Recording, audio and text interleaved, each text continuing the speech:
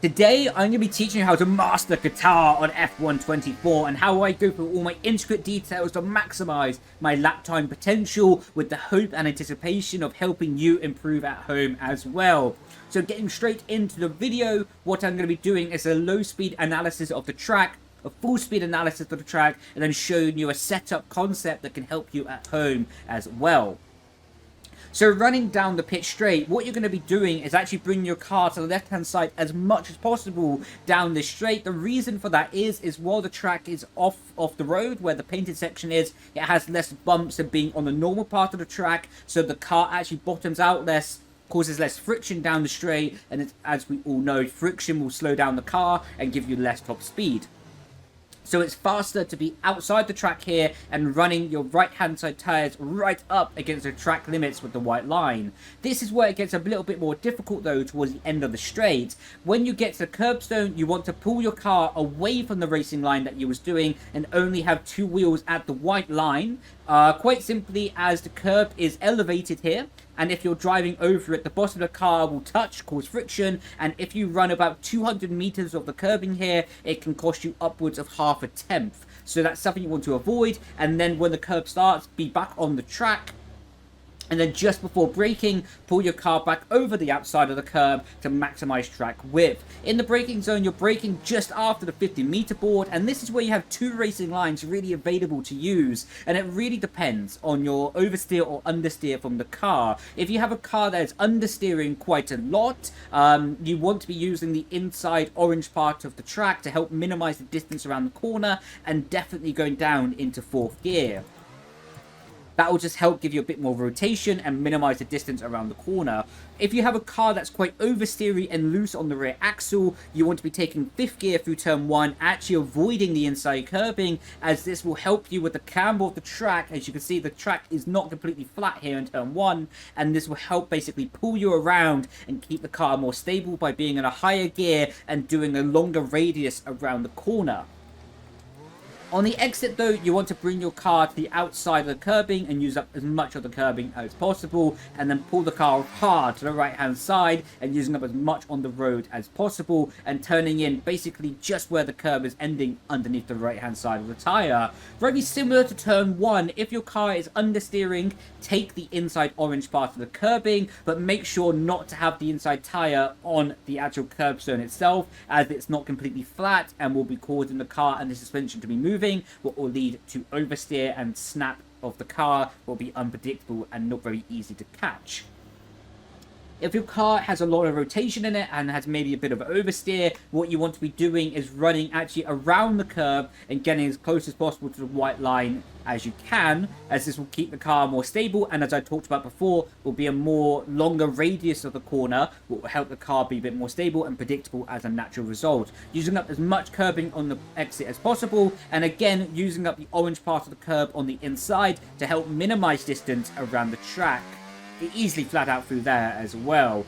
Now, using up all the curb on the outside here, a really big theme of this track on this year's game is quite simply being as close to the white lines as possible and being comfortable to be there as well.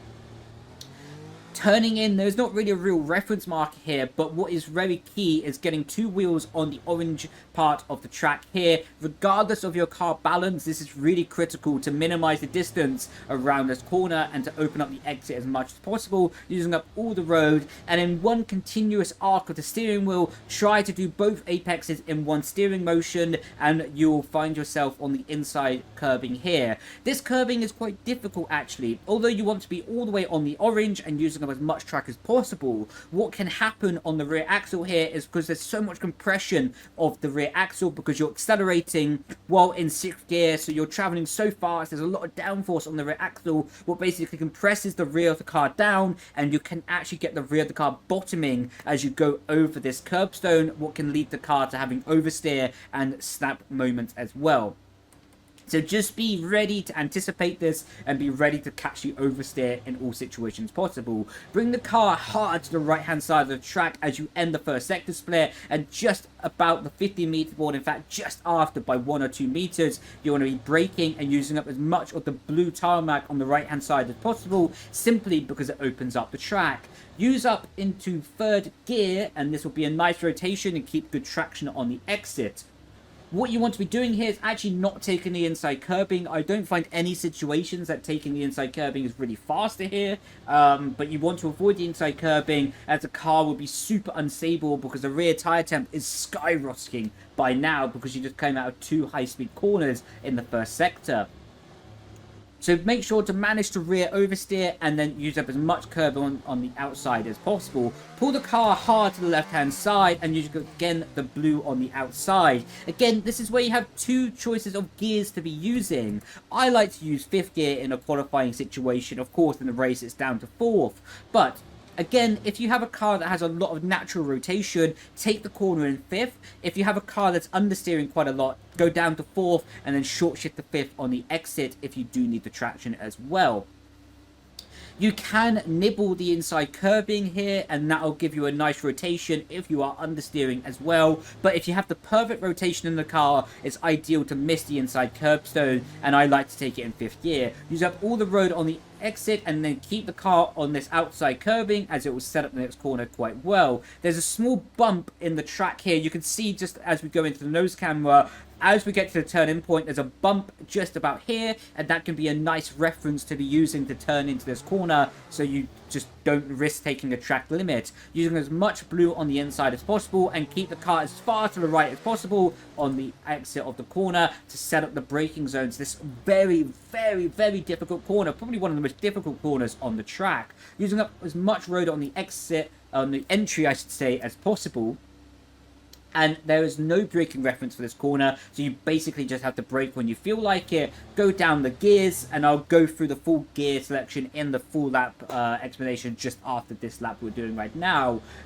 So this is where it gets really difficult. I like to be taking the inside curbstone here, as it is a bit more flatter than the actual track. The actual track has a lot of bumps in the middle of the apex, and if you watch it in full speed like we'll show you on the next lap, the actual chassis of the car is bouncing around quite a lot here. So you really have to be anticipating snap oversteer, because the rear axle will find it difficult to grip throughout this corner. So now going through, I like to use 2 wheels on the inside curbing. If I do get 2 wheels on the blue, it's not a terrible situation. It is very, very fast as well. But definitely missing the inside curbing here is slower for me. And it just means that the exit of the corner is so tight that it's just really difficult to get back to the power in a good way. Using up all the road on the exit of the track, and now bringing the car to the inside curbing here. Again, the track is actually quite bumpy down this mini straight, so you want to be putting 2 wheels on this curbstone, as the curbstone is actually flatter than the actual track and stops the car bottoming out down this little micro straight, and will just give you a little bit more top speed while at your driving dispense basically. Easily flat out for these next 3 right-handers, especially in a qualifying situation, and easily flat out in a race as well. Using right up to the track limit potential here, all over the red on the inside, use up all the road on the outside, use up all the red on the inside, right up to the limit of the track, and again using up all the road on the outside, and again using up the red on the inside. And you can see how easy it is to get an invalidation there, because it is just literally 1 millimeter to the right, and you will get the invalidation. But if you do not take the risk there, you can lose upwards of 1/10.5 by taking a longer radius around the apexes here, so you really have to be perfect with your track limit usage. Approaching the second to last corner of the track, again, this is not braking, and you should be able to do this flat in time trial and just about flat in qualifying, and in the race will be a micro lift as well. So just after the 50-meter board, using up all the road on the outside and then turn it in, there is quite a few bumps actually in the middle of the apex here, so you do want to be using the curbstone and the red on the left hand side to open up the radius of the corner and to avoid those bumps as well. Exiting in 7th gear, use up all the road on the outside, and now as you approach into the final corner of the lap, you want to be braking with the car over the curbstone. The actual floor of the car is going to bottom out slightly here, so you have to anticipate that and brake slightly earlier, about 60 meters before the apex will be ideal. And then, yeah, the car is going to bottom out with the front of the floor over the curbstone, and this is going to make it a little bit understeery on the entry to the corner, but it's something that you just need to anticipate as I get back to my right camera angle. And now on the inside here, I'd like to take this corner in 5th gear as it makes the car a bit more stable, because once again, there's quite a lot of bumps in the middle of the road here, and it's quite easy for the car to become quite snappy on the exit. I don't really like to take the inside curbing here, because it just unsettles the car a little bit more with the addition of the bumps. So yeah, you can go to 4th if the car is understeering, but I'd like to take it in 5th in a qualifying situation, and then use up all the road on the exit, and now opening up DRS, and keeping the car to the left-hand side to minimize the bumps, running up to the line. That's the start-finish line, and now we're going to do a full-speed explanation here. Keeping the car to the left, avoid the curb, 50-meter board, down the gears, into 5th. You can use the inside curbing if you like I talked about. Into 6th, down 1 gear, using the inside part of the road. You can see we actually got a bit of understeer from the curb there, so that's what can happen if you get it slightly wrong. In 7th, drop down to 6th, use up the road on the inside, and now you can see just stabbing at the throttle as I didn't get my line completely perfect. And now after the 50-meter board, down into 3rd gear, and let the car rotate through and back on the power. Up into 6th, down into 5th, let the car rotate through, back on the power gradually, look for the traction and look for the exit, look for the bump, turn it in at the bump, and that'll be a nice reference. Down 2 gears and try to get the car over the blue on the inside. You can see the car bouncing around in the middle of the apex there, and that's what I was talking about. Use the curve on the left hand side, and now again using the curve, minimize track distance, use up the road, minimize track distance, use up the road, minimize track distance again, and pull the car to the right. Keep it in 7th, easily flat out, use the red on the inside, and now in 7th gear we're dropping down 2 gears, use the curve on the outside, down 2 gears, and lovely jubbly back on the power. And this is how to do a hot lap here in Jeddah. Of course, quite difficult to be talking and commentating at the same time, so my lines are not going to be completely perfect in the situation.